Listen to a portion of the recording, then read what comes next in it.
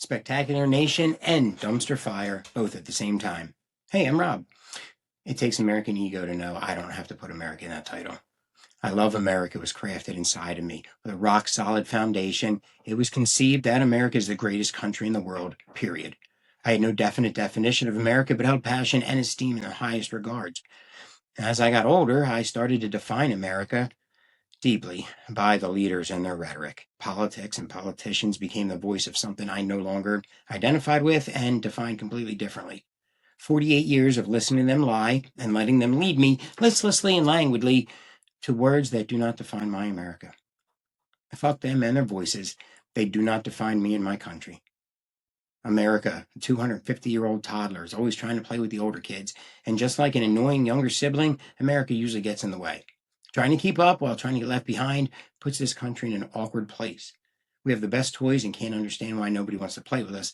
To some, it's very obvious why we aren't invited to the parties, while others pretend they didn't want to be invited anyway. So if you think this place is the best or the worst, we all have to accept there are reasons most of the world doesn't want us at their parties. And it's probably not because we're just too cool. Trying to dig into what makes America spectacular would only cause arguments.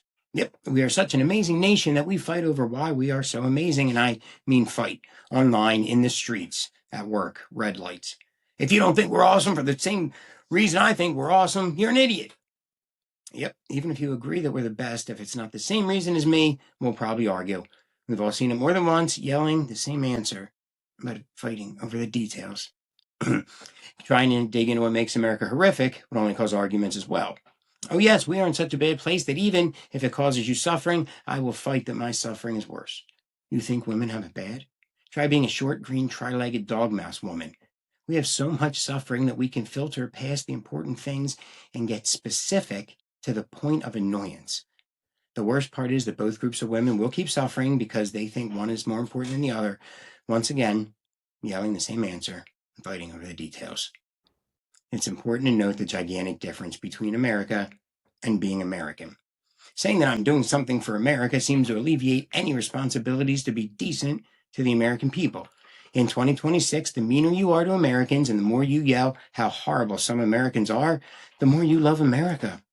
Propagandized to the point of self-mutilation, we tear down America by tearing down Americans under the guise of loving America. Explain that one to your kids. How do situations like this happen? Assuming it's not a big old conspiracy to keep everyone distracted so they don't communicate and mobilize, what could be the cause? How could so many millions of people want peace and safety, yet fight about how to be the most safe and most at peace? There are so many caveats, but our great nation has a trick up her sleeve. That's right, you don't think the greatest nation that has ever been conceived can make it this far without a backup plan, do you? Since the founding of this nation, there's been one thing that holds us together that everyone else forgot about. One thing we have that nobody else has, Jesus. Seriously, don't laugh. Jesus loves America more than he loves anything that has ever existed. We know this because they tell us, and we say it. We say that we are loved more than any other nation ever, so it must be true. I wonder why it took the rest of the world this long to pick up on this. We've known it forever. We know why Jesus shines his love on America more than everyone else, but why don't they know it? Maybe they do know it, and that's why they hate us. Is Jesus the answer to both questions? Is he spectacular and the dumpster fire? It only stands to reason that he's responsible for both, even if you don't believe he is real. And yet, for all the praying and Bible thumping, Jesus doesn't seem to be interested in our suffering or the pain we cause others. It used to make sense that America was great because we could say that it wasn't great. Of course, it's not spectacular, and it's not a dumpster fire either. Like most things, a country is only an idea brought to life through the actions of people. It is what the people do that defines what the country stands for, and each individual has the ability to define their own country. I'm an American because I was born here 48 years ago. I didn't do anything, make anything, prove anything. I just took my first breath within the borders. Do I get more of a say in what this place is than the person who fought a lifetime to get here, studied for years and passed tests that I don't even know exist? Is it even a contest? Is it a contest to see who did more to earn it? Does that mean you love it more? Are you more American? Ultimately, it will always come down to perspective. Whatever arguments we have here about race or gender, equality or equity, They're arguments that we have created. We have made our circumstances that fester the things we hate or we love, and still we look to blame others. America is not all good and is not all bad, but we can direct and filter its flow.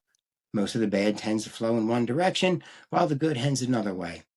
Then we blame those getting flooded with bad if a drop of good makes it down to them. We have to root out the reason, stop wasting those drops of good. We will spend trillions of dollars figuring out why 3 billionaires are losing thousands of dollars to 200 million people who are struggling every day. And most Americans will argue the side of those 3 billionaires against the 10 poor people who got an extra check by mistake, even though those few checks will never affect those Americans. So to sum up, yes, we are both amazing and awful, and we should accept the true weight of that, but most Americans aren't strong enough to carry that weight and refuse to try. We should be proud and embarrassed that we are both. A nation so truly enriched with resources and possibility should not have such a raging fire in the dumpster. Let's face it, we're too focused on reminding everyone how awesome we are that we don't remember the dumpster fire is our responsibility. Blaming anyone and everyone except America is the most unpatriotic, anti-American stance a patriotic American can have. And that is why we are the mixture that creates this spectacular national dumpster fire. If you don't agree, our birthday celebration should clear up any doubt.